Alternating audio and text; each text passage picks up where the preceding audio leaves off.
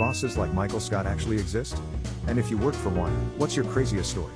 1. Worked with a genuine Michael Scott. He was a nice, well-meaning person who just did some absurd things. We had abduction prevention drills one day, where we learned how to avoid being abducted. Notably, this was a regular boring office in a regular boring suburb.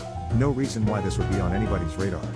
He and several of the guys randomly broke out into a push-up contest. Again, white-collar office, middle-aged dudes in khakis. Couldn't remember the nationality of our Hispanic colleague. Tried to learn Spanish to make her feel special when she returned from maternity leave. 1. What he learned was not Spanish, and 2. She was from Portugal. She knew like 5 words of Spanish. He also disappeared for 4 days. No call, no email. Wouldn't respond to any of our attempts to reach him. Finally, someone drove out to his house to make sure he was alive. He was. He'd just forgotten to tell us he was taking the week off, and then lost his phone in a lake. There were many, many moments like these. Great boss. 2. I used Michael Scott as a reference point for an old boss of mine from